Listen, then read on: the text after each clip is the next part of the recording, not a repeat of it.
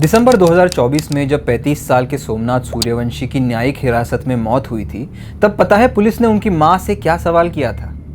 Police ने सबसे पहली बात ये पूछी कि आप कौन सी जाति से हो। इसके पहले कि पुलिस वाले विजयाबाई को ये बता सके कि उनका बेटा अब इस दुनिया में नहीं रहा, उनसे उनकी जाति पूछी गई। अब एक सवाल, क्या किसी कथित उच्च जातीय व्यक्ति को ऐसा सवाल पुलिस पूछती? जवाब है नहीं। भारत में जाति व्यवस्था की जड़ें इतनी गहरी है कि ये समाज के अंदर तो मौजूद ही है, साथ ही आधुनिक भारत के संस्थानों में भी जाति व्यवस्था और उसकी जड़ें मजबूत है। खास करके भारत की पुलिस व्यवस्था में ये सच्चाई कई दफ़े कई घिनौनी शक्लों में सामने आती रहती है। इस बार वो सामने आई महाराष्ट्र के परभणी में। एक फैक्ट फाइंडिंग रिपोर्ट जिसे एडवोकेट अभय तकसाळ, एडवोकेट पवन जोंधळे, सुधीर साळवे, विकास गायकवाड़, प्रीतम घागवे और राहुल प्रधान ने मिलकर बनाया, उसमें पता चला है कि पुलिस की जाति आधारित घृणा की भावना खुले तौर पर दिखाई दे रही है। आज इस फैक्ट फाइंडिंग रिपोर्ट की बात करेंगे और सवाल पूछेंगे कि क्या महाराष्ट्र में अब ऐसे ही इतने खुले तरीके से पुलिस जाति आधारित अत्याचार करेगी। नमस्कार, मेरा नाम है जीशान कास्कर और आप देख रहे हैं स्पॉटलाइट। आगे बढ़ने से पहले बता दें कि इस वीडियो में कुछ कंटेंट ग्राफिकल होगा और यौन हिंसा की बात होगी, तो मामले को एक एक कर समझते हैं। 10 दिसंबर 2024 को महाराष्ट्र के परभणी में सकल हिंदू मोर्चा की बैठक आयोजित की गई थी। ये संस्थान पिछले 3 सालों से महाराष्ट्र में मुस्लिम विरोधी और संविधान विरोधी रैलियां करने और दंगे भड़काने के आरोपों से घिरा रहा है।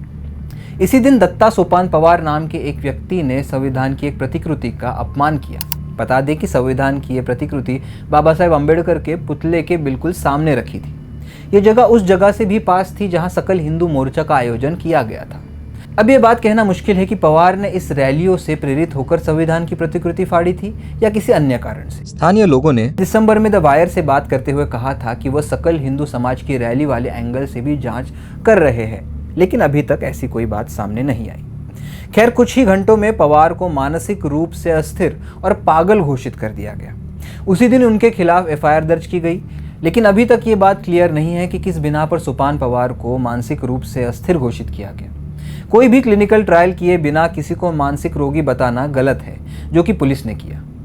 10 दिसंबर 2024 की इस घटना के बाद स्थानीय अम्बेडकरवादी संगठनों ने शहर में बंद का आह्वान किया। बंद के दौरान लगभग 100 लोगों की भीड़, जिसमें युवा, पुरुष और महिलाएं शामिल थी, इन्होंने डीएम कार्यालय में तोड़फोड़ की, दस्तावेज फाड़े और फर्नीचर को नुकसान पहुंचाया। इसके 1 घंटे बाद पुलिस वहां पहुंची और बीएनएसएस की धारा 163 के तहत भीड़ को नियंत्रित करना शुरू किया। कुछ ही घंटों बाद पुलिस ने अम्बेडकरवादी कॉलोनियों में कॉम्बिंग ऑपरेशन चलाया। इस दौरान पुलिस ने हिंसा की और कम से कम 40 लोगों को हिरासत में लिया या गिरफ्तार किया, जिनमें सोमनाथ सूर्यवंशी भी शामिल थे। अब ध्यान से सुनिए, यहाँ आता है वो हिस्सा जहाँ पुलिस पर जाति आधारित अत्याचार करने के आरोप लग रहे हैं। पुलिस ने दलित बस्तियों में कॉम्बिंग ऑपरेशन किया। फैक्ट फाइंडिंग टीम ने उन पीड़ितों से भी बात की जिनके परिवारों पर इस अत्याचार का असर पड़ा। जिन लोगों के साथ पुलिस ने अत्याचार किया, उनकी कहानियां दिल दहलाने वाली थी। राधाभाई सोनावने ने बताया कि पुलिस उनके घर के दरवाजे तोड़कर अंदर घुसी। पुलिसकर्मियों ने महिलाओं को मारा और उनके साथ गाली गलौज की। सुधाकर जाधव ने कहा, एंड आई कोट, पुलिस ने हमारे परिवार के बुजुर्गों और बच्चों तक को नहीं बख्शा।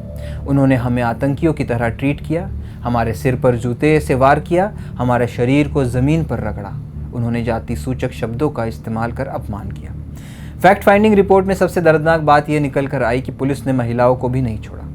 माया पंडित, जो अपने नवजात बच्चे के साथ थी, उन्हें भी पुलिस ने बेरहमी से मारा। उनके घर के बाथरूम तक को तोड़ दिया गया। एक महिला को मजबूर किया गया कि वह खुद अपने हाथ दीवार से टकराए। पुरुष पुलिसकर्मियों द्वारा महिलाओं पर हमला करना और उन्हें जाति सूचक गालियां देना संविधान और कानून का सीधा सीधा उल्लंघन है और ऐसी बातें हुई थी, ऐसा दावा इस फैक्ट फाइंडिंग रिपोर्ट में किया गया है। पुलिस एक्शन का वीडियो भी सामने आया। एक वीडियो में दिखा कि एक पुलिस अफसर बेवजह कॉम्बिंग ऑपरेशन के दौरान ऑटो रिक्शा के कांच तोड़ रहा है। वहीं एक और वीडियो में दिखा कि एक महिला पुलिस का दलित बस्ती में अंदर घुसने का वीडियो बना रही थी, तो उसे भी पीटा गया। पुलिस ने किसी भी कानूनी दस्तावेज या ठोस सबूत के बिना लोगों पर हिंसा की, ऐसा रिपोर्ट में लिखा है।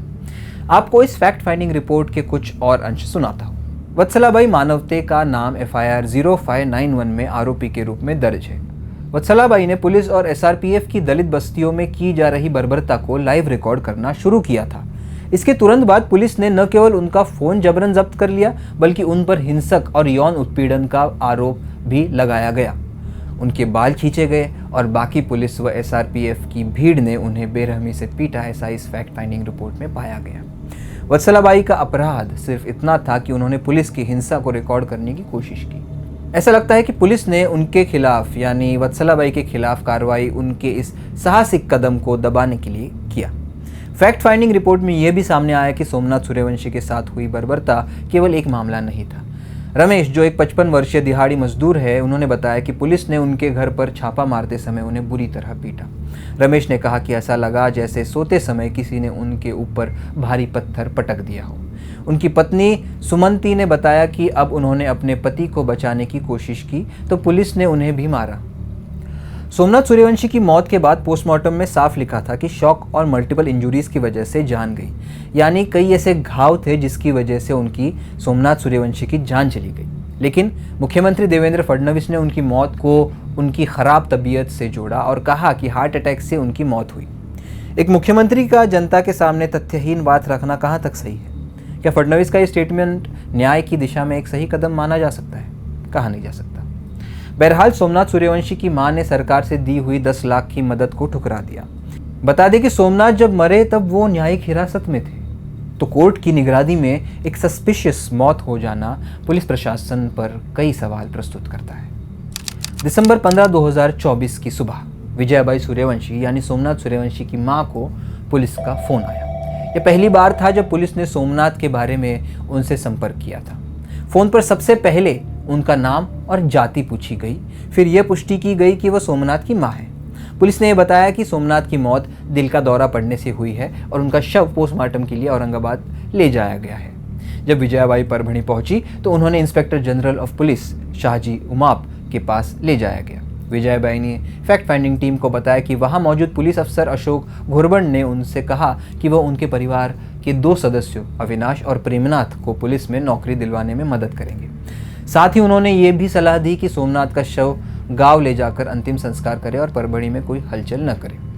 अंतिम संस्कार की बात एक तरफ, लेकिन अगर पुलिस सच में अपने आप को निष्पाप मानती है तो इस वक्त यानी जब सोमनाथ सूर्यवंशी की मां पुलिस के पास गई तब इन 2 परिवारजनों को, सोमनाथ सूर्यवंशी के परिवारजनों को पुलिस ने मदद की गुहार क्यों लगाई?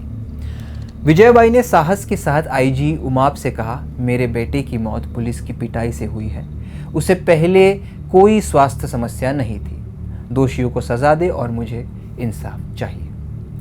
यह थे परभणी की फैक्ट फाइंडिंग रिपोर्ट के कुछ ज़रूरी अंश। रिपोर्ट में कई डिटेल्ड बातें कही है जिससे पुलिस के रोल पर गहरे सवाल खड़े होते हैं। जिसे भी पूरी रिपोर्ट पढ़नी है, डिस्क्रिप्शन में लिंक है, जाके पढ़ सकते हैं। बता दें कि अभी तक केवल एक पुलिस ऑफिसर सस्पेंड होने के अलावा पुलिस पर कोई कार्रवाई नहीं की गई है। क्या देश में जातीय हिंसा इसी तरीके से सिस्टमैटिक तरीके से चलती रहेगी? 2016 में उन्नाव था, फिर 2020 में हाथरस हुआ और इसके बीच अनगिनत ऐसी वारदातें हुई जहां पुलिस प्रशासन पर पीड़ित दलित होने की वजह से जातीय आधारित भेदभाव के आरोप लगे।